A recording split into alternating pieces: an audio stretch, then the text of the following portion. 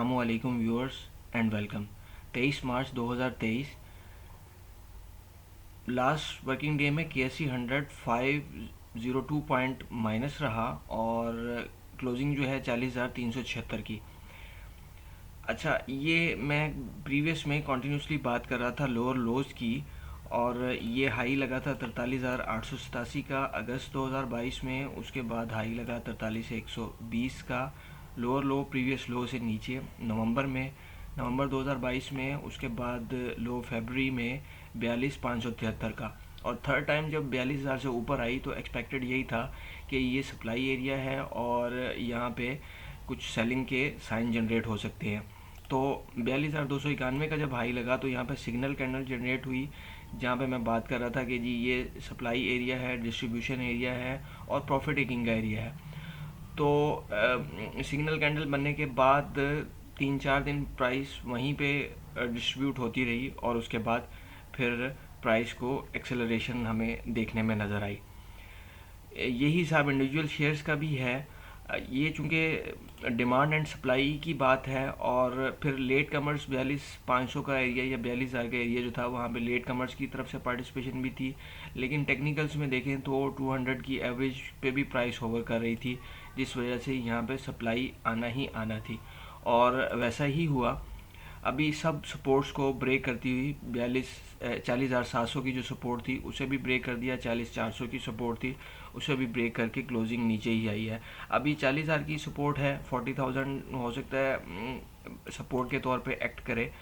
एक ये जो बॉटम से ट्रेंड लाइन थी 38,000 और 40,000 के जो दो बॉटम्स हैं जनवरी में और मार्च के स्टार्ट में 40,000 का लो, और जनवरी के मिड में 38,000 का लो, इन दो बॉटम्स को मिला के जब हम ट्रेंड लाइन को एक्सटेंड करते हैं तो यहाँ पे लगा था कि सिग्नल कैंडल बनी है, लोअर शेडो है, जिससे बुल्स इंटरवीन हो सकते हैं, लेकिन ना हुआ, और वहीं से साथ ही रख के सेलिंग प्रेशर जनरेट हो गया। बाय एक्टिव ही नहीं हुई तो उसका स्टॉप हिट होने की तो बात ही नहीं है, और जो भी ट्रेड है वो स्टॉप लॉस के साथ होती है। स्टॉप के बगैर कोई भी ट्रेड नहीं है, स्टॉप लॉस के बगैर ट्रेड करना ऐसे ही है जैसे फाइनेंशियल सुसाइड, और जैसे बगैर एरोप्लेन से बगैर पैराशूट के छलांग लगा देना। 40,000 सपोर्ट के तौर पे एक्ट कर सकता है, और अगर नहीं करता तो फिर साथ ही 39,700 और 39,500 और अल्टीमेटली 38,000 जो है वो इस वक्त बेल आउट पैकेज भी नहीं हो रहा IMF के साथ, जो स्टाफ लेवल एग्रीमेंट भी अभी नहीं हो रहा, जिसमें बहुत सी हर्डल्स हैं। गवर्नमेंट कुछ कर रही है, वो कुछ कह रहे हैं। अच्छा जी, बुल एंड बियर कंपनीज को हम देखते हैं तो एक चंद 60-65 कंपनीज हैं जो बुल में हैं। उनमें वॉल्यूम में अगर देखते हैं तो KSE MI 30 बुल में है, Balochistan glass, OGDC, Capco, SNGP, SSGC, डोल, हपको, SPWL, SKRL, इसी तरह एंग्रो, और मैं पेज डाउन कर देता हूँ।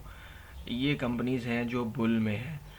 इसके अलावा या तो बियर में है, और बियर में एक लंबी लिस्ट है इंडेक्सेस, तीनों इंडेक्सेस, उसके बाद ठट्टा सिमट, Meezan bank, energy, AVN, TPLP और दीगर कंपनी, सरले, नेटसोल, इस तरह से मैं नीचे पेज डाउन करता जाता हूँ।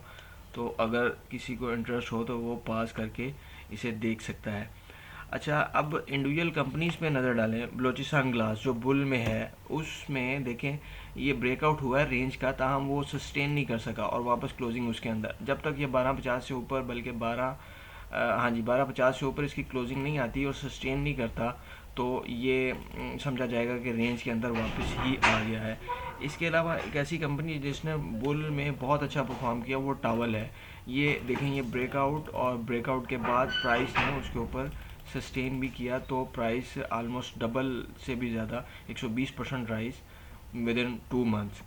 बियर कंपनीज में हम देखते हैं। अच्छा, KMI जो है एक बुल में, इंडेक्स भी एक बुल है कि KSE MI 30, तो KSE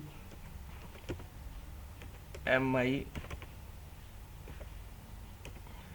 30 बुल, लेकिन ये भी बुल एवरेजेस के हिसाब से बुल है, लेकिन फ़िलहाल ट्रेडिंग रेंज के अंदर ही है, ट्रेडिंग रेंज के अंदर ही है। इसी तरह सरले की मैं बात कर रहा था बियर कंपनीज में कि जब तक 60 रुपये से ऊपर क्लोजिंग नहीं आती, 60-50 से ऊपर क्लोजिंग नहीं आती, तो इसमें बुल नहीं आ सकते, बियर ही है तो वैसा ही हुआ।